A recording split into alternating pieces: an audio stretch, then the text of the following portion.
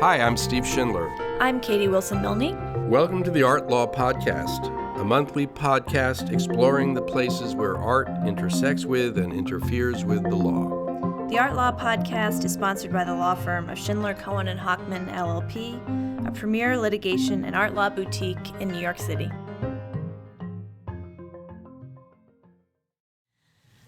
Hi, Steve. Hi, Katie. So today we are going to finally talk about the drama-filled discovery and sale of the painting Salvator Mundi by Leonardo Da Vinci that was sold on November 15th, 2017 at Christie's in New York at the post-war and contemporary evening sale for the reasonable sum of $450 million, including the fees. And that makes it the most expensive painting ever sold. The work was sold in that sale by a Russian oligarch, and it was purchased by a Saudi prince. And it has now disappeared from view. It's thought to be in Switzerland, but all we really know is that it's not on public display at this point, and we don't know when the world will see it again. The painting is said to be the last discovered Leonardo da Vinci work on Earth and is the subject of much critical analysis and, as we will discuss today, a fascinating new book. As many of our listeners may already know, there is tremendous disagreement about the painting's authenticity and restoration process, which is all part of what we will dive into today. So, we're here today with Ben Lewis, the author of the soon-to-be-released book entitled The Last Leonardo, The Secret Lives of the World's Most Expensive Painting. Ben Lewis is an art critic, author, and documentary filmmaker, and visiting fellow at the Warburg Institute in London, and has written widely about art and culture for the international press. His award-winning documentary films include The Beatles, Hippies, and Hell's Angels, Inside the Crazy World of Apple, and The Contemporary Art Bubble. Ben has an MA in History and Art History from Trinity College at Cambridge University. So Ben, welcome to the podcast and congratulations on the book. Thanks for having me in. Steve and I have both read it in its entirety, which is a singing endorsement. And it's riveting. We really do recommend it. How did you become interested in this work? Well, I've been tracking the Salvator Mundi for quite a few years, ever since Sam Knight published a story in The New Yorker about the so-called Bouvier affair. And Yves Bouvier had sold the Salvator Mundi to Dmitry Rybolovlev, this Russian oligarch, for $127.5 million. But, so he discovered the day before he'd bought the picture for $80 million. And I think that probably makes him, in sort of dollar per minute terms, the most successful art dealer in the history of the world. And it was an extraordinary, story of subterfuge and of the blurred lines in the art market. Bouvier sold Dmitry Rybolovlev, as you probably know, in total $2 billion worth of art over roughly a decade, and his markup was $1 billion.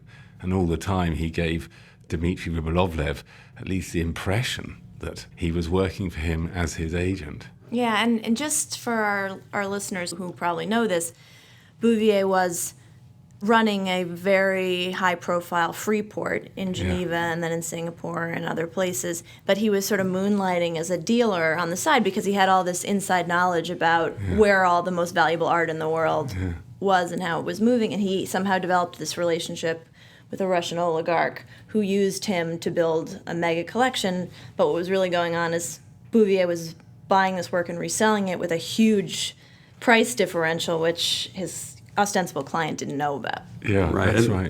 But anyway, so I followed that and, but there wasn't much I could do with it because I'm not really going to be able to sit down with Yves Bouvier and Dmitry Rybolovlev and they're going to tell me the inside story. But then when it sold a couple of years later in 2017, it's Christie's auction for $450 million. And, I just saw the 500-year history of this painting and it just was, the whole thing was just amazing. Possibly in the court of Charles I, lost in storerooms in the 18th century, in American suburbia for 50 years between 1958. It's crazy in 2005. And it's like, just as an art historical object, nothing has sunk so low or risen so high. How amazing. And then, financially, these two dealers rediscovered it in 2005. They found it in a really obscure auction house and they bought it for $1,175. I found out the real price, right? They told the world it was around $10,000. That's so interesting because they just didn't want the world to know that they had bought it so inexpensively that somehow $10,000 would give it a bit more credibility. Yeah, exactly. Well, yes, I mean, that's why, yeah. So you decided to do a biography, basically, of this painting. Exactly, yeah, biography of the picture. And with that, a sort of cross-section through the whole history of the art market, because one of the misconceptions we have about the art market, which I had, when I did my documentary, The Great Contemporary Art Bubble, oh, look, the art market today, it's totally different from how it used to be. People are speculating, people are buying art for investment, there's no transparency, it's all insider dealing and conflicts of interest. But then, if you look at this picture, you can study the whole history of the art market, and actually, it was very much like that 500 years ago. Right. They didn't have all the complex financial instruments then that we have now. That's different. But all the other stuff is the same. And in a way, one of the messages of the book to be not, oh, look how terrible the art world has changed now. It's like, no, problem with the art market is it's the same as it always was. The rest of the world's changed. We've got all these regulations and oversight covering other, financial markets and commodities markets, but the art market is still out on its own. It's still shrouded in a very resistant to change in that way. Yeah, and one of the, really interesting, compelling things about your book is not only is it a biography of this painting, it is a history of the art market through the travels of this painting and the possibilities of this painting. So I thought it was really interesting for that reason. So let's rewind a bit and talk about the provenance of the painting from the beginning. Now, in your discussion about the role that inventories have played in the research that's been done about this painting and piecing together the provenance, you wrote, and I'll quote, "The result is that provenance histories for works of art from before the 19th century are frequently assembled from a range of probabilities, which reinforce each other. Such structures can be precarious, wobbling between the likely and the hypothetical. The evidence is often circumstantial, but art history is a discipline that studies products of the imagination. A certain flexibility is permitted. While the marvelous objects themselves have been known to inspire the most rigorous of academic minds to meld fact with fantasy." I thought that was a great quote, and you have many other like that about the limits of provenance research and what we can really discover, and the fact that there are human beings behind this research who get invested in a result, and that's sort of impossible to prevent. So how did a Da Vinci work sort of weave into that story and that complexity? Is that related to how Da Vinci and his workshop operated, which I think may be unfamiliar to people who are more focused on the contemporary art market? And how does the way that Da Vinci worked play into how difficult it is now to do that provenance research? That's like the whole book in a nutshell. Yeah, so start. No, I'm very happy to try and answer that. Start at the beginning, wherever you want. Well, like many other Renaissance artists, Leonardo had a studio, and the studio produced a range of works, which you can sort of divide in Leonardo's case into, autograph Leonardo, which is some composition he designed, and he painted most of it himself, and maybe the odd bit of drapery was painted by an assistant. And then you have Leonardo plus workshop. It's basically really sort of workshop plus Leonardo. That's like Leonardo designed it. One of his assistants or two of his assistants painted it, he supervised it and finished it off. It's a distinct category. Workshop plus Leonardo applies to a few pictures like the London Virgin of the Rocks and the Madonna of the Yarnwinder. Then you have another category, which is like pure workshop, based on a design by Leonardo, perhaps put together out of a few of his drawings or one cartoon composition, painted only by, an assistant. And then you have assistants, not based on a design by Leonardo, might have the odd hand or something that maybe they got from a Leonardo drawing, but basically it's the work of assistants. Quality varies, can be pretty good, can be terrible. And then you have one more category number 5, later copy. And the whole debate about this $450 million painting, when you look at it, it's a normal punter, you're going to be thinking, is it real Leonardo or is it a fake? But actually, the art historical consensus is quite good on this. It says it's either an autograph Leonardo or it's Leonardo plus workshop. That is where the whole debate goes, right? But it just so happens that, there's a huge price differential and quality differential, and in a way geopolitical differential between those two categories. That's why the disagreements are so bitter. And many of the people who say this is Leonardo, or the big art historians, they're just simply not prepared to concede that there is this other category called Leonardo plus workshop into which this picture could fall. which is still kind of Leonardo, that's... Well, it's kind of Leonardo, but it's still really It's impressive. Leonardo light. Yeah. that's the crack they slip through. Well, it's kind of Leonardo. Everyone agrees that he painted it, but there is a huge difference in quality between autograph Leonardo, these big works with documented and innovative compositions, and Leonardo plus workshop, which can be a much more formulaic exercise. But either way, we agree that the discovery of this painting, even if it's Leonardo plus workshop, was an extraordinary find, right? Because it wasn't even thought to be that when it surfaced in modern-day America. So to pause for a second to reflect on how incredible even the worst-case scenario is, I think is important. Yeah, it's an amazing achievement to find this picture and to bring it back to life the way that Robert Simon, Alex Parrish and Diane Modestini did. Yeah. So before we get to them, because they're fascinating, you've used the term autograph Leonardo. And what do you mean by that? Because he didn't actually sign the works, did he? How do we know, what contemporaneous evidence do we look to try to understand whether a work is Leonardo or Leonardo plus studio? Well, in this case, the only way we can judge whether this work is Leonardo or not is by exercising our powers of connoisseurship. Generally, autograph Leonardos are documented. How so? In contracts, or he's mentioned them in his notebooks, or some eyewitness has dropped by the studio and noticed that he's painting X, Y, and Z. One of the really weird things about this painting, is it's a picture of Christ. That's like the biggest subject you could ever tackle if you're a Renaissance artist. And Leonardo painted it when he was already a celebrity. We know that, after 1500. But it's not mentioned in any of his documents. Is there a robust body of documentation that supports the attribution of other works? Oh, yes. Yeah. So that's important, too, right? That there's a hole because we know there's a lot of paperwork in general, which is amazing that it's survived 500 years intact.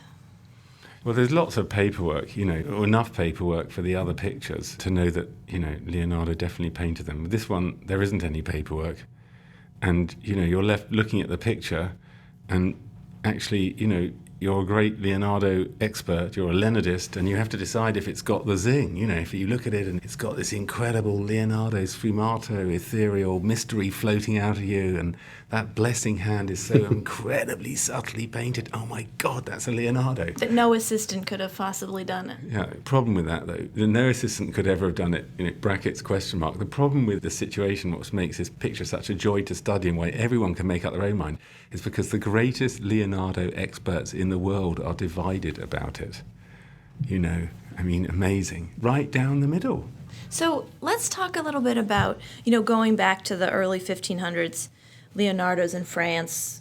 He gets to France from Italy. He ends up dying there, and he has a great relationship with basically French royalty who become his patrons through the end of his life. And that's when this painting, likely would have been painted and left his hands. Is that correct? Sort of. Leonardo had a relationship with the French court, right, from 1500 onwards. He was getting commissions, being asked to provide the French court, king and courtiers with paintings. And it seems quite likely that he or his workshop painted this picture for the French court during this period. And talk a little bit about, one thing that you make clear in your book is that there is documentation of paintings like this that are connected to Leonardo da Vinci, but there are many of them, and everyone accepts that there's many versions of this. So can you talk a little bit about that, the many versions, and then, the documentation that does exist, even though there's confusion about which version it's referring to? That's the second aspect of the Renaissance workshop, the workshop of the Renaissance genius, is that not only did he have, a load of assistants, but they produced copies of the artist's major work. And we know that Leonardo's assistants actually produced copies of his great compositions while he painted them. If you came up with like the Mona Lisa or, the Virgin and Child with St. Anne, these were such unbelievably brilliant compositions. They were so mysterious, or there was so much incredible narrative compressed into them. They were so revolutionary. He was light years ahead of, in imaginative terms, than most of his contemporaries. And so people would copy his pictures because they'd want a design that looked that fantastic. So there's around 20 different versions of the Salvator Mundi of greatly varying quality. Just to make it even more entertainingly complicated, if you look at all those 20 different versions, the different bits of them are of greatly varying quality. You might see a really good orb in one and a really bad hand in that picture, and then you might look at another one and see a really bad orb but a really good hand. And how many of those are workshop paintings or were created around the same time as whatever the original one is or the most Leonardo one is? Do you want me to get more complicated? Sure. Try. Okay, well, most of them were painted during Leonardo's lifetime, we think, because of the surface they were painted on, fruit wood or something. But one or two of them we recently discovered were actually painted after Leonardo died. So they're what's known as later copies. There's one in a castle in Warsaw that was, always attributed to one of Leonardo's assistants. And then they finally got round to doing dendrochronology tests in 2005, which were not widely publicized. And they found actually this picture was painted on French oak around 1585. So it's an incredibly, fascinating and complex field. It has to be said that, the Salvator Mundi that Robert Simon and Alex Parrish discovered, that is the subject of my book, no doubt that's the best one. It's the best painted one. The question is, whether it's so well painted that Leonardo had to have painted a lot of it, or whether he painted only a little few bits and pieces. Yeah. So the history you lay out in your book between 1500 and the early 20th century, when this particular, the one that sold to Christie's, this particular painting surfaces in the UK, right, in the Cook collection. There's a lot of documentation you cite to and fascinating, movement between countries and royal courts. Is that research and that history about documentation that could relate to any version of the Salvator Mundi, right? It's not, There's no way to know that history and documentation relates to one version or another. Is that fair? There's, as I'm sure you and Steve know, there's three sources of value in an old master painting. And if you want to play the game of the Salvator Mundi, you just got to bear these in mind. One is, authorship, attribution, who painted it. Second is the history of the picture, the provenance, where did it come from, how much do we know about it, in whose collection was it? And the third is the condition, to which we can add the restoration. What does it look like today? How much of the original artist's work is left in the picture? And if we go to provenance, incredibly difficult to establish the provenance of a picture, the true history of a picture like the Salvator Mundi. Before 1850, these pictures weren't photographed, of course, because photography hadn't been invented. So all you've got is a sort of these written catalogue entries. Which are generic in some senses, God. right? Yeah, how many heads of Christ were produced by, or thought to be produced by Leonardo in his workshop? Until the late 19th century, anything that looked vaguely Leonardo and was a head of Christ would be head of Christ by Leonardo da Vinci. Doesn't mean that it actually was. It's very rare that you find dimensions in these old catalogues. So when you search through them and, as Alex Parrish and Robert Simon did, and say, well, where is our Salvator Mundi? And then you look at Charles I's inventory from 1649, which is a very famous inventory and often a first port of call. And you open it and you see, oh my God, there it is, a piece of Christ by Leonardo da Vinci. That's our picture. I'm not really sure how they would know that for sure. Right. And there was an issue about the work being stamped because a lot of the history that you discuss is a work makes its way into the collection of Charles I, and then there's some fascinating sort of how that leaves the royal family and then comes back. But a point that you make is that usually pictures that were in the inventory of Charles I were stamped, and this one wasn't. In the course of my research, I made a little discovery of my own, using Google Translate and my great powers of connoisseurship. I found there was actually another Salvator Mundi painting which had a Charles I stamp on the back. Now, almost all the pictures in his collection were branded Charles I on the back. But this picture was in Moscow. Today it's attributed to Gian Pietrino, but back in the day, of course, it was attributed to Leonardo. And, I took this fact to the art newspaper, hoping that Robert Simon and Martin Kemp and all the big proponents of the Salvator Mundi would come back with some amazing facts that would demolish my argument. But that hasn't happened yet. So give us a general summary to the present day. So Leonardo paints this work, paints some version of this work in France at the end of his life. And then how does it get to England, to the court of Charles I? And then what do we know after that until we stop knowing? Well, the theory is it's sort of painted in Leonardo's studio sometime between 1500 and 1520. Either it's sort of painted mostly by an assistant or it's painted by Leonardo. If it's painted by Leonardo, it's his great reckoning with Christianity, with God, which he's never really talked about properly in his notebooks. But, he's discovering his inner spiritual being, and he's painting the Salvator Mundi. And it's such a serious subject, he's hiding it from the world. If it's painted by an assistant, it's knocked out, he tidies it up and it's sold or flogged, as we say in England, to a French aristocrat or possibly the French king. They're very unlikely. Then French King Francis I has it, or possibly one of his nobles, Florimond Robertet, and somehow maybe when a descendant of the French king, Henry IV, when he gives his daughter away in marriage to Charles I, the French king apparently gives his daughter Henrietta Maria this Salvator Mundi as a gift for Henrietta Maria and Charles I, the English king, and she takes it to Britain. Well, it's quite unlikely that a French king would give away one of his Leonardos, but anyway, fair enough, that's the idea. So it's in Britain, it's hanging in the king and queen's private apartments. There's a civil war in Britain, Parliament versus the king. King loses, Charles I is beheaded, and all his art collection is then sold off by Parliament, to pay off his creditors. Yeah. And there it is, in this inventory, this sort of sales catalogue of the King Charles I's collection. There is apparently the Salvator Mundi, or at least a piece of Christ. So the picture seems to be sold off, right, and enters the collection of one of the creditors who puts it up for sale, but it isn't actually somehow sold, and it ends up back in the collection of Charles II.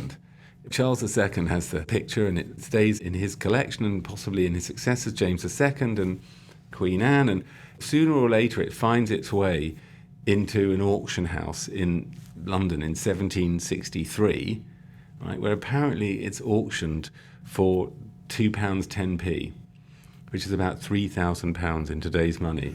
Again, somehow that feels incredibly unlikely. This sort of Leonardo must have been in appalling condition or some kind of confusion for a Leonardo da Vinci to be sold for such a small amount of money. But anyway, the theory presented by the proponents of the picture is, who say it's an autograph Leonardo's, this is where it was sold, and it then sort of disappears for 150 years. Right. That's staggering, really. It's 150 years, from my perspective, is a long time.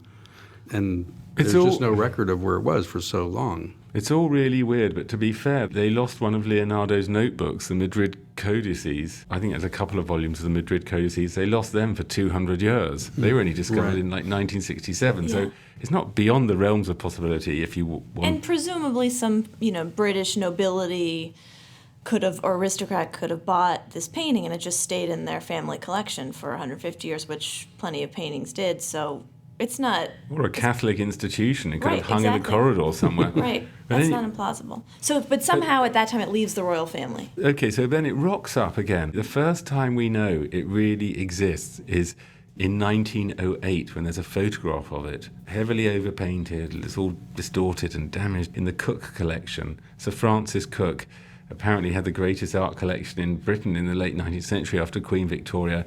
We know he bought it in 1900. So there is this picture, and possibly, you look back at it and it's all stayed in Britain for hundreds of years and you can trace it back to Charles I. The problem is there's 100 different ways for these kind of Renaissance pictures to wash up in the British art market.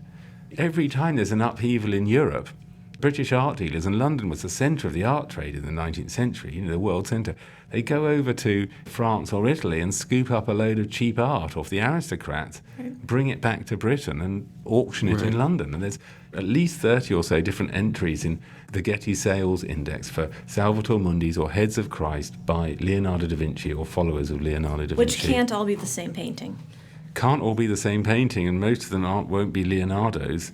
So when you say the first time we really know anything is 1908 when Francis Cook buys this painting, or it surfaces in a photograph from his collection, how do we know that that's the exact same copy that was sold at Christie's? The hand. Okay. I mean, one of the beauties of this story is you have to decide if the hand is by the hand, because the best preserved piece of this painting, appropriately, is the blessing hand. Is it by Leonardo's blessed hand? You can sort of ask yourself. So the first time we know that this exact painting surfaces is actually only in 1908, and that's Correct. because the other versions of it don't have the same hand configuration. Yeah, the hand isn't as well painted, or it's slightly different, or different set of shadows. And isn't slightly there a different lighting. Mark II on the back of the painting that identifies that it was part of the Cook collection? There is a mark on the back of the painting, CC106. Robert Simon saw that mark, of course, when he bought the picture, and then he looked that up, and in the Cook collection catalogue that was published in 1907, there you can see, number 106, Salvator Mundi, attributed not even to one of Leonardo's followers, but said to be a copy of a painting by one of Leonardo's followers. I mean, you just do not get lower down on the art historical food chain than that. So how do we get from 1908 to Robert Simon and Alex Parrish buying this painting, and then tell us who they are? Yeah. Oh man, that's such a good story. The picture is in the Cook collection in 1908, right now that's where we've left it. And it stays in the Cook collection. In London. In London until 1958. It's considered, a very poor quality work of art. It's stuck in a basement during World War II. The house is hit by bombs. Somehow the picture survives. And then it's auctioned. The Cook family is selling off their works bit by bit, and they have a big auction in 1958. And they're selling off a lot of work. And one of the works is this Salvator Mundi, which in the Sotheby's catalogue, the Sotheby's auction is attributed to Boltraffio. Mm-hmm. And at this auction is every major art dealer in Europe, right? Plus Sir Kenneth Clark, the great art historian who wrote a book about Leonardo, fantastic book. And none of them bother to bid on the Salvator Mundi. Right. Nobody wants it. Yeah, so in the audience is a executive from a New Orleans furniture manufacturing company called Warren Kunst and his wife Minnie Kunst, and they take a shine to this picture. Or at least they can't resist the low price for which they can pick it up, which is £45. It's amazing. I just love it. Americans, I love it. Brilliant, yeah. And then check this out. They sail back to America on a cargo ship, well, presumably with this picture in the hold. Yeah. Back to New Orleans, and this picture hangs, in their home for 50 years. And when Warren Kunst dies, Minnie has it, and then when Minnie dies, it passes to a relative of hers, a nephew, I think, called Basil Hendry, and then it passes to Basil Hendry's son, Tookie Hendry. That's when it gets auctioned, right? Because Tookie Hendry wants to sell off the pictures he's inherited, understandably. But this is an amazing part of the story, right? Because Tookie or whoever in the family, they're not art experts. They need to figure out how to offload this stuff. Yeah. So who do they call? Well, they're smart enough to take photos of the works of art and send the JPEGs by email to Christie's. Yep. And Christie's sends somebody down.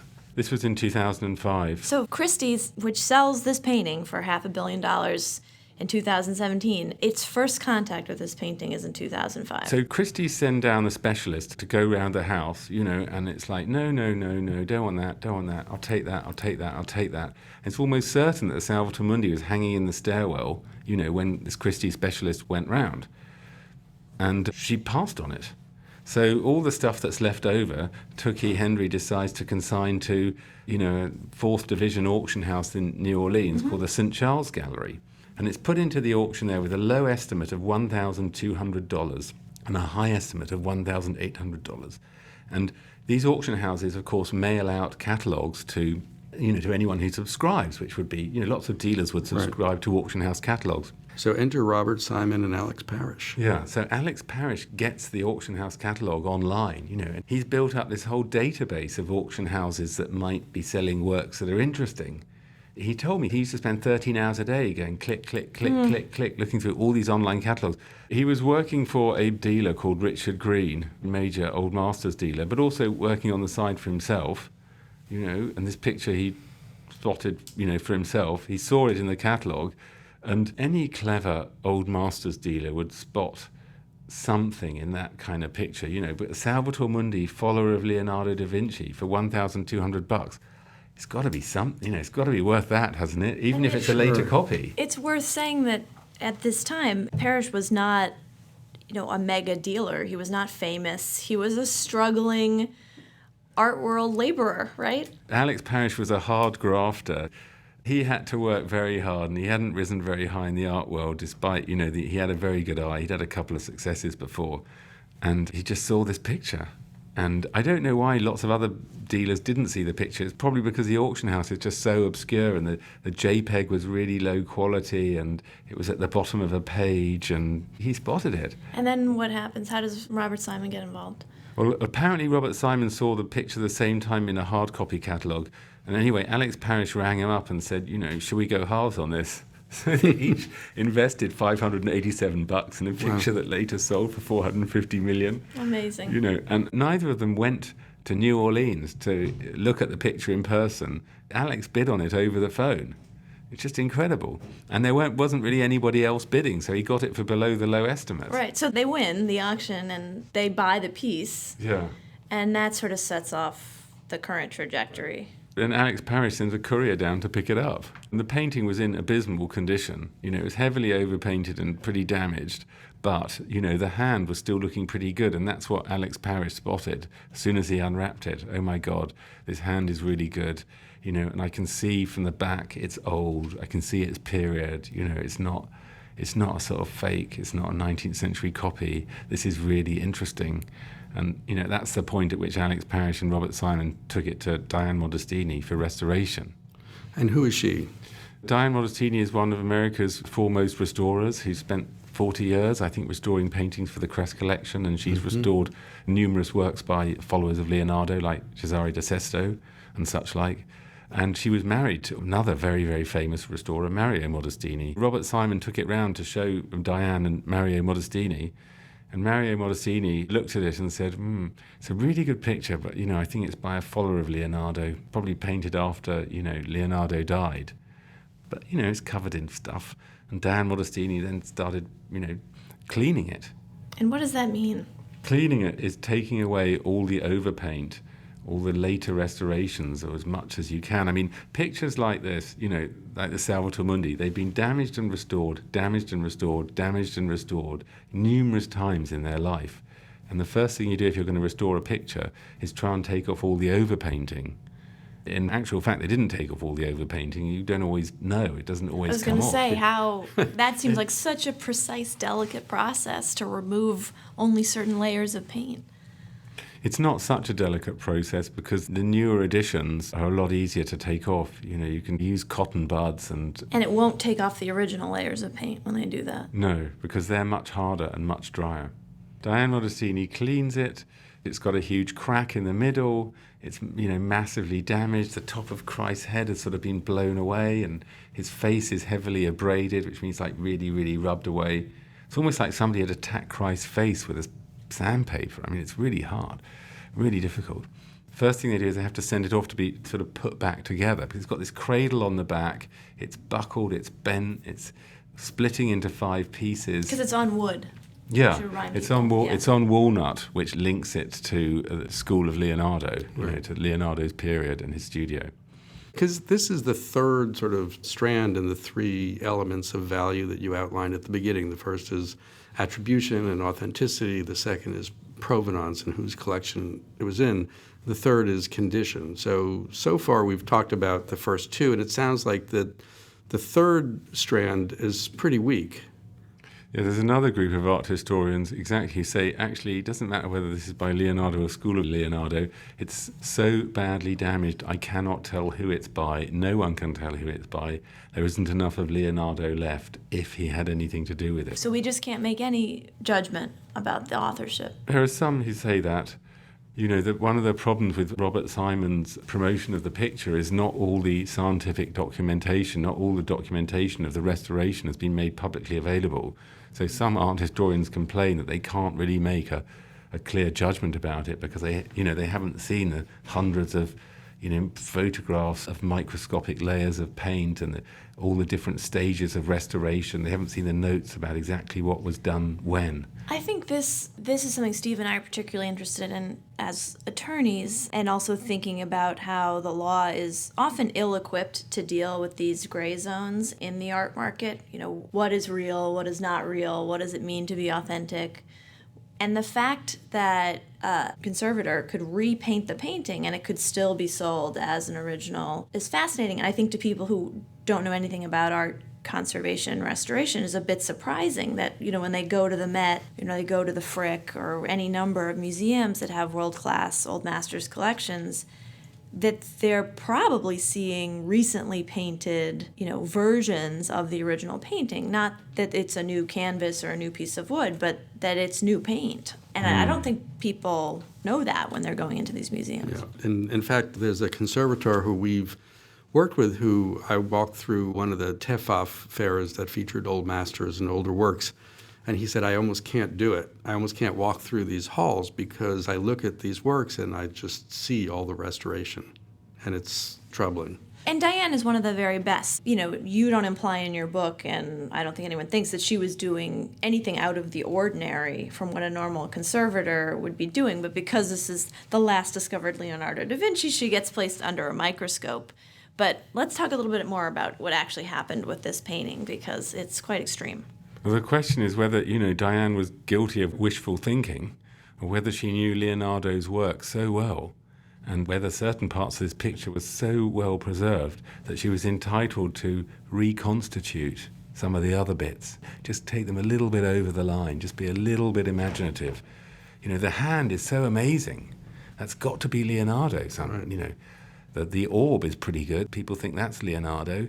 Well, the eyes have been attacked with a flamethrower. There's nothing left. So is it okay if Diane has a go at the eyes until they sort of look right? I mean, she knows how Leonardo paints in these really, really thin layers. So she strips the painting of all the overpaint, and then she just starts from scratch, sort of building it back up. Is that the process? Yeah, she works on different parts of the painting on and off over a 2-year period. And there are later periods of restoration as well. So you could say that on and off the restoration went on for 6 years. And that's why the documentation that you say is missing is so important, because it would allow others to see exactly what she did, as opposed to just seeing the finished product, which then it's hard to judge. Yeah, I mean, the gag that cynics make is that the reason this painting was in a contemporary art auction was because, most of it was painted by the restorer. Right? I mean, right. It was sold not in an old masters auction in 2017, but in the contemporary auction. But to be fair to Diane, you also have to ask yourself whether somebody as experienced and gifted as her doesn't have the right to rescue a picture that's that old, and parts of which appear to be so beautiful. Because the alternative is it disappears. Right? Yeah. So my book's quite critical, but I try to explain how everything can cut both ways. Can I ask you to read, since it's better than me, there's a couple good passages in your book where you deal with this restoration question. Restoration is one of the most divisive and bitterly contested fields in art history. There's no clear set of agreed-upon rules in the global community, no guidelines or limits to how far a restorer can go to repair a work of art. Since the National Gallery's cleaning controversy of the 1950s and 60s, art historians have fought over whether restorations that remove layers of varnish from old paintings and frescoes also took off some of the final shading of the master, since some Renaissance artists added pigment to the varnish to add finishing touches to their paintings, or they finalized their frescoes al secco with oil paint. Feelings on the issue run so high that in 2011, 2 art historians resigned from the committee supervising the restoration of Leonardo's St. Anne. In the recent restoration of the Last Supper, no attempt was made to repair the damage caused by time, the elements, wars, and above all, previous restorations. Instead, all the overpainting, the work of previous restorations, was removed, and where there was nothing underneath, neutral watercolor tones were used. In the recent restoration of the Sistine Chapel, the accumulated grime and all the layers of varnish were removed, highly controversially, back down to the fresco surface, while Louvre curators resist removing the darkened varnish on the Mona Lisa, even if it would make the painting more colourful. So there's a lot of variability here in terms of how these restorations happen, which makes it all the more controversial that there's no sort of wide industry standard.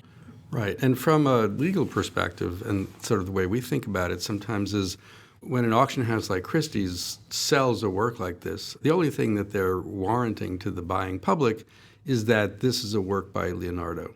What they're not warranting is the condition, and they're not warranting, the restoration. And because there's no agreement in this area, that becomes a very uncertain, murky area in the law. Yeah. The law is a little always behind understanding the art world and technology, interestingly, even though they're sort of on opposite ends of the spectrum. You know, all the greatest Leonardo historians of Europe saw this picture between 1900 and 1958. You know, Bernard Berenson went to visit Cook with his wife Mary, and they sort of walked past the pictures. John Paul Richter went to visit Cook and looked at the collection. Neither of them noticed the Salvator Mundi, no comment. And the great British art historian Ellis Waterhouse saw it in the auction in 1958. He just wrote one word next to the catalogue entry, wreck. You know, we do That's not great. know. I cannot know anything about this picture. So let's fast forward a little bit to 2011 and the journey to reattribute this work, if you will, to Leonardo and the role that the National Gallery played in that process. So how did that unfold? That's the most controversial part of the story. The director of the National Gallery saw the painting. Robert Simon showed them the painting in autumn 2007. And before that, the public knew nothing about this. This was just Robert Simon and Diane working on this behind the scenes, but it wasn't out there. No one knew about it, right? Public knew nothing about the picture till summer 2011. But, you know, in this period, very few museum professionals had seen the picture. I think, as I understand it, Sir Nicholas Penny, the director of the National Gallery, and curator Luke Sison, who put on the Leonardo show to great acclaim, they were the first museum professionals to see the picture. You know, they saw it, they thought it was interesting, they wanted it in their exhibition. I mean, you know, God knows there aren't many Leonardos to go around. There's only like 14 definite ones, and it's a classic case of demand exceeding supply. If something hot appears, you know, it's a great way to make your Leonardo exhibition different from the ones that have gone before. But, you know, there's a problem with just saying, okay, we're going to pop it in our exhibition because, A, it's for sale, right? And no museum, by convention, no museum exhibits a newly discovered work of art, or really any work of art that's for sale. You can't do that. And secondly, the attribution is uncertain. You know, it's only been just discovered, and the gallery can't make a decision it's a Leonardo, but they can't really exhibit it just as School of Leonardo. That wouldn't really work. I don't think Robert Simon would have wanted that. Anyway, they decide to basically convene a panel of Leonardo experts in London to look at the picture. There were 5 of them there. There was Pietro Morani and Maria Teresa Fiorio from Milan, Milanese Leonardo experts. There was David Allen Brown from the National Gallery of Art in Washington. There was Martin Kemp, you know, Britain's greatest Leonardo expert from Oxford, and there's Carmen Bambach, America's greatest Leonardo expert, who's at the Met Museum. You know, they looked at the picture, and it all happened behind closed doors, and afterwards, Luke Sison spoke to Sir Nicholas Penny and said, well, they all kind of agree it's a Leonardo, although there's, you know, some disagreement about whether his assistants painted bits of it. Remember that grey area from earlier on? Sure. And then, you know, Sir Nicholas Penny actually reported that to Robert Simon, because Robert Simon told me. So that was the white smoke. I mean, that moment is really what makes the entire sale possible. Yeah, it makes everything possible. You know, the problem is, right, is that this decision process was totally informal. You know, you can't gather a load of art historians and say, right, here's a piece of paper, have a look at this picture, is it a Leonardo or not? Because one of them is going to say, where's my check? Quite understandably, you know. Another one is going to say, oh, can I have 10 years to think about that? You know, a third is going to say, I'm not really sure. The whole thing was sort of done informally. You know, the impression was gathered that these people thought it was a Leonardo. But if you put a load of Leonardo experts together in a big museum and have an informal discussion with them about a picture, you know, you're running the museum and here's a picture I'm really interested in, they're going to be super polite. Oh, yeah, that's very interesting. That's very Leonardo, because, you know, you don't want to antagonize or create some kind of disagreement or stress with somebody from who you might be asking to borrow work from later on, further down the line. Right. So they come out of the meeting, don't say anything for 3 years, right? Just keep it under wraps. We're going to have it as a big surprise in our exhibition. So nothing is said for 3 years. And then this meeting is in May 2008. And then in summer 2011, out comes the press release from the National Gallery and Robert Simon. These art historians think it's a Leonardo, so we're going to put it in the exhibition. Right? And then the world sees this for the first time as a newly discovered Leonardo da Vinci work. Yeah, and even then there's quite a lot of disagreement about whether it's a Leonardo or not. It's definitely not universally accepted by the art historians and critics who came to look at it. It's Robert Simon's job to make the most of the pictures he has, and, you know, full credit to him. You know, he masterminded this completely brilliantly. And, he was able to draw into his structure other art world professionals who also had a kind of interest in a new Leonardo. That's how it worked. And certain people were left out of that National Gallery meeting who, might have put a much bigger question mark on the picture. Right. And didn't some of the ones who saw it, who supposedly agreed that it was a Leonardo, later tell you that that's not what they said or thought? Yeah, so I was able to contact the 5 art historians who were at that meeting, and, some of them clearly thought it was a Leonardo. David Allen Brown wrote to me, from Washington, I definitely think this is a Leonardo. Mm-hmm. Martin Kemp clearly thought it was an autographed Leonardo, but others didn't. I mean, the Milanese art historians, Morani and Fiorio, said, well, no one asked us to take part in an informal consensus or offer an official attribution, so we didn't really have a view one way or the other. Right. And Carmen Bambach also said, no one asked me. I wasn't giving an official opinion. And by the way, I don't think it's Leonardo. I think it's by one of his assistants. And he painted a few bits on it. So it's in the show, which is a blockbuster show. And then it's taken down, comes back to New York. And I assume at this point, Robert Simon, Alex Parrish, they're like, time to sell, right? Time to get this off our hands. But what happens? Because it's not as easy as you would think after having a show like that. The picture proved difficult to sell. That's a problem. Even after the National Gallery exhibition, there was a sales period shortly before when an international carpet and antique dealer went round Europe, including to a German and Russian museum professionals, and showed them full dossiers containing documentation of the restoration and the provenance. And, these museums did not make an offer. So museums didn't want to buy it? Well, it went to Dallas after the National Gallery exhibition. Max Anderson from, the Dallas Museum said, I'll have it. I can raise money to buy this. And it went down to Dallas and sat in the basement for a while, several months in fact, but he never was able to raise the required funds to buy it, which Robert Simon and Alex Parrish are not very pleased about the amount of time they lost while it was in Dallas. And, eventually, that would have been 2012, and eventually, as we sort of know, I think we might be coming full circle, It sold in 2013 to this Russian oligarch. Yves Bouvier, the Freeport dealer, sold the painting to Dmitry Rubelovlev. And what's really amazing about this is that Yves Bouvier, who, is being sued by Dmitry Rubelovlev for hundreds of millions. The one thing Yves Bouvier didn't do was try to persuade Dmitry Rubelovlev to buy the Salvator Mundi. Yeah, that was interesting. I mean, in your book, he seemed to be really negative about it. He was happy to take a $40 million profit on the sale. Once the sale was going to happen. But he wasn't convinced, right? And Bouvier's account of the story dovetails with Rubelovlev. So here we have, something that's indisputably factual. Bouvier said, don't buy this as an investment. This picture's been on the market. I can't really tell what condition it's in. It's been heavily restored. If you are going to buy it, just buy it for decorative purposes. That's all it's good for. I mean, it's quite damning.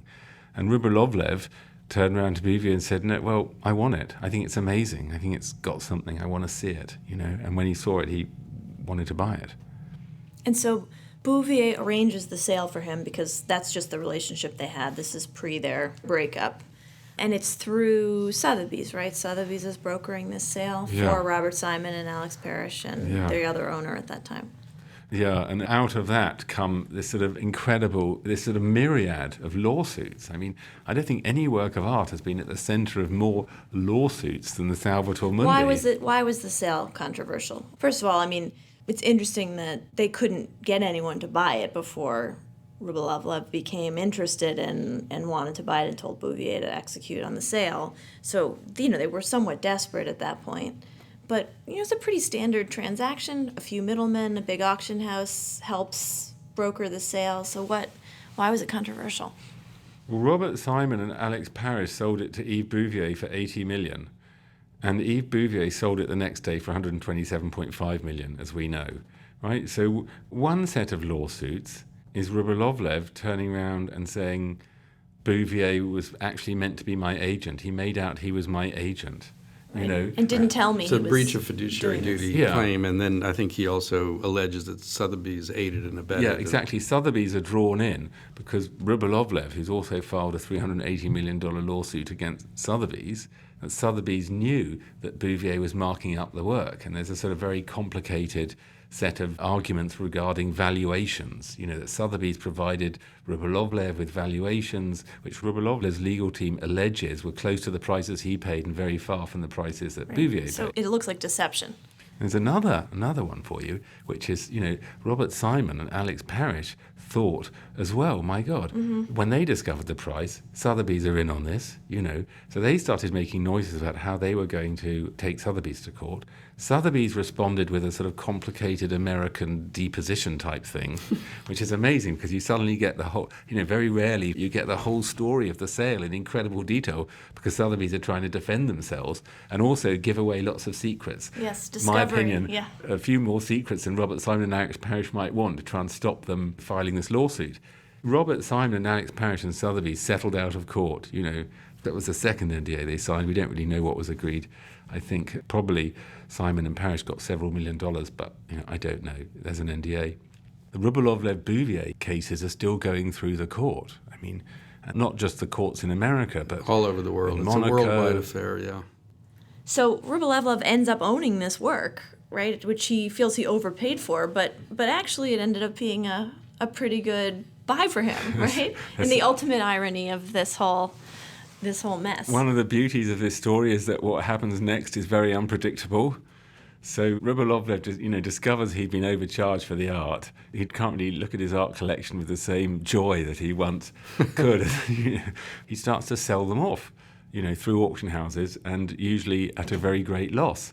And one of the works he consigned eventually was the Salvator Mundi to Christie's. Except this time, far from making a loss, he bought it for 127.5 and he sold it for 450 million.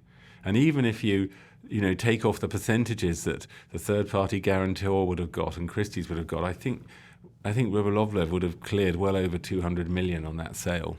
Yeah, incredible. I mean, and just the fact that this painting went from $1,000 in a matter of years, $1,000 to $500 million is mind-blowing. Yeah, what I say in my book is that no object, no item and no substance of any known kind in any quantity has ever gone up in value so fast in the history of the known universe. If you consider the hundreds of years of history behind this work, or when it was in hiding or missing and all that, and then within the period of a little more than a decade, it just skyrockets and like that. And nothing really changed except who people said had authored the work, right? The work didn't change. It was restored, but it could have been restored before. The only thing that changed is this idea of its history. And that is such, it just isolates what is valuable in works of art, which is the idea about them. Not necessarily the actual object, but the idea about them is so much of the value. Okay, so it goes up at auction, and we know what happens. It ends up selling for almost $500 million, but it wasn't clear right away who was willing to pay that price for a work like this, especially one where there was still public disagreement about the attribution of the piece, as there still is, which we'll get to. Who was willing to pay that much, and how did this end up happening? Your book goes into some wonderful detail about the auction itself and the bidding and the 19 minutes, and how, particularly at the end, the Crown Prince of Saudi Arabia started bumping up in really crazy increments of... Well, and not him, but somebody bidding on his part. A lesser prince Yes. was the buyer. Yeah, most of the book is a whodunit, isn't it? But there's a moment when it becomes a who bought it. Right. There's about 5 bidders until about 220 million, and it's quite extraordinary. I'm not sure who they all were, but after 220 million, there's only 2 bidders. Right? They're both anonymous bidders. They're both bidding via Sotheby's staffers on the phone. And one of the guys seems to be a fairly normal bidder. He turns out to be the underbidder. He's like up it by $1 million or $2 million each time. But the other guy, it really seems to be going for it, like really very unusually. I mean, I don't know any precedents for this. At one point, he ups the price by 10 million, just like that.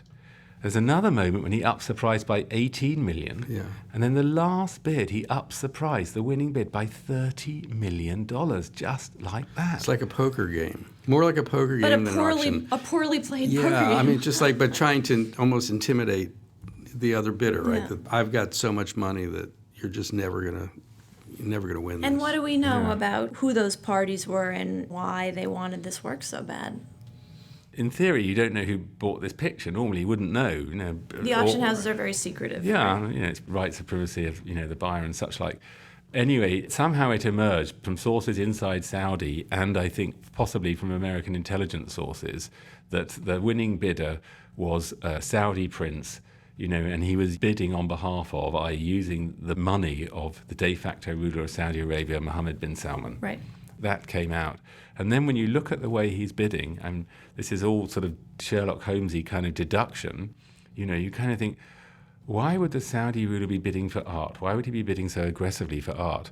Let's not forget that at the time, the Saudis were blockading Qatar. It softened a bit, but there was a massive rivalry between the Saudis and the Qataris. And, the Saudis and the Qataris both have a lot of oil, but at the time there was one commodity the Qataris had a lot of that the Saudis didn't, and that was art. They spent 250 million on a Cézanne and 250 million on a Gauguin, and it looks like here were the Saudis saying, well, we're going to bag our trophy work.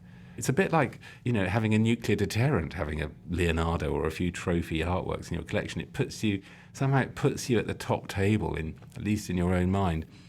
So the Saudis probably thought they were bidding against the Qataris as well, not just competing with them, but bidding against them, because to me, that's the only thing that can explain these huge price increases. But I don't think they were bidding against the Qataris. I think the underbidder was a Chinese billionaire called Liu Yiqian.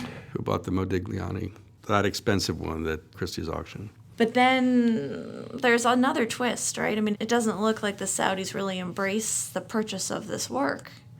I think it was a couple of weeks after the auction, the Saudis said that Prince Badr had been bidding for the work. That was true. The Saudi prince had been bidding, but not on behalf of the ruler of Saudi Arabia, but on behalf of Abu Dhabi. And it was going to go into the Abu Dhabi Louvre Museum. Mm-hmm. Right. The new splashy project, beautiful museum that had just opened or was just about to open in Abu Dhabi. Yeah, only the Louvre Abu Dhabi then said, yes, we own this work of art, tweet, we own this work of art and we're going to exhibit it, we're going to unveil it in September 2018.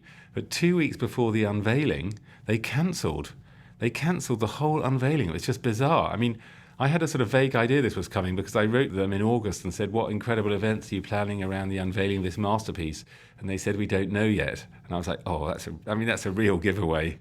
It now turns out that Abu Dhabi do not own this work of art. It's still, in the ownership of the ruler of Saudi Arabia, and he may well be saving it up for one of his own museums, which he's currently building in Saudi Arabia. Right. So I remember the press at this time when people were trying to figure out who bought it, there was some suggestion that it was either a gift to Abu Dhabi or it was a trade for some other asset with Abu Dhabi, or they actually bought it from Saudi Arabia, that, there was some actual change of title that had occurred, but actually that never ended up happening. There are, endless rumours, and there still are, because we don't really know where the picture is, and we don't know for certain who bought it. So, yeah, there was a rumour that the Saudi ruler had swapped it with the Emirati ruler, for a yacht. Right. Yes, I'd heard that, but that turns out maybe not to be true. Yeah. I mean, clearly the Saudi ruler didn't want to be outed, revealed as the buyer of the Salvator Mundi, because to spend such a lot of money on an image of Christ, not a particularly good look for, the... It's extremely extravagant and distasteful for the ruler his of country. And a ruler of a kingdom that contains, the holy site of Mecca. Yeah. A ruler who is also conducting an anti-corruption campaign at the same time inside his state. Is part of the walk back of the public launch of this work the continued worry and disagreement about its authenticity? I mean, does that play into it still being out of public view, probably still in Switzerland in storage? I mean, is that part of it, or? Well, the truthful answer is we don't know. I mean, it could be part of it. Perhaps the Saudi ruler is worried he doesn't have a real Leonardo da Vinci. Yeah. But, there's lots of other options. The Louvre Paris asked to borrow the Salvator Mundi, for their blockbuster Leonardo exhibition. They come around, there's another one this October, and they said, officially, we've asked to borrow it, but we haven't heard back yet. Well, they asked the Louvre Abu Dhabi if they could borrow it. But, they haven't asked the Saudis. But since the Louvre Abu Dhabi is still the official owner of the Salvator Mundi, they can't write to the Saudis and say, can we borrow the Salvator Mundi? Because the Saudis haven't actually said, yeah, we've got it. So there's this kind of amazing limbo where the picture has sort of vanished. Do we know that the Louvre of Paris affirmatively wants this work? I mean, have they made some internal decision that they'd like to hang it as an original Leonardo? Yeah, I mean, that takes us on to the next $450 million question. I'm sorry I can't give you very clear answers to all this, but, that would be the big question. If the Louvre Paris exhibited this picture, would they want to put a Leonardo... Next to the Mona Lisa. Yeah, well, that's a whole other issue. Would they put a Leonardo Da Vinci sticker on it, or would they put a Leonardo plus workshop sticker on it? If they say, we want to borrow this, the owner is going to say, what sticker are you going to put on it? And if you come back to them and say, actually, our label is Leonardo plus workshop, I don't think he's going to want to lend it. No, it's a big market-moving decision. But, because I don't really know what's going on, but the latest information I have is it seems that the curators inside the Louvre are divided about whether to exhibit this painting or how to exhibit it. And there is, an ongoing internal debate. Not only is the painting in no man's land and no one knows even if they could get it, which they maybe can't, right? Mm-hmm. Well, it's the next book. Yeah. Thank you so much, Ben, for coming. We'll put information about the fascinating book in our podcast notes and on our website, and hopefully people will read it because Steve and I really enjoyed it, and we enjoyed talking to you today. It was a pleasure. Thank you for having me on. I'm very grateful. It was great. And that's it for today's podcast. Please subscribe to us on iTunes or wherever you get your podcasts, and send us feedback at podcast@schlaw.com. And if you like what you hear, give us a 5-star rating. We are also featuring the original music of Chris Thompson.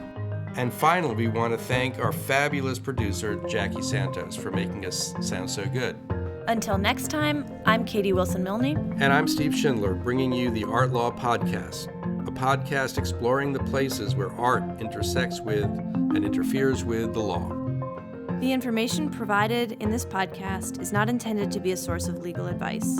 You should not consider the information provided to be an invitation for an attorney-client relationship, should not rely on the information as legal advice for any purpose, and should always seek the legal advice of competent counsel in the relevant jurisdiction.